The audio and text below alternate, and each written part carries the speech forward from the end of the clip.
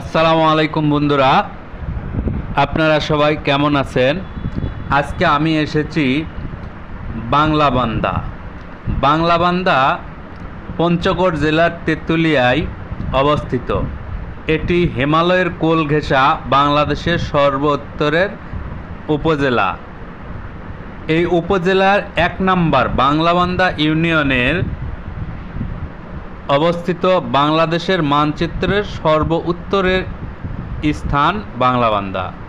বাংলাবান্ধা স্থলবন্দর বাংলাদেশের একমাত্র চতুর্দেশীয় স্থলবন্দর। বাংলাদেশ, ভারত, নেপাল, ভুটান এই ৪টি দেশকে সড়ক পথে সংযুক্ত করার কারণে বাংলাবান্ধা স্থলবন্দরকে বলা হয় বাংলাদেশের আন্তর্জাতিক প্রবেশদ্বার। এখান থেকে নেপাল মাত্র ৩০ কিলোমিটার দূরে, ভুটানও প্রায় সেম দূরত্বে, একটু কম বেশি হতে পারে। এই সীমান্ত বাংলাদেশের একমাত্র সীমান্ত যেখানে আন্তর্জাতিক ৪টি দেশের অর্থাৎ বাংলাদেশ, ভারত এবং নেপাল এই ৪টি দেশকে মিলন স্থল হিসাবে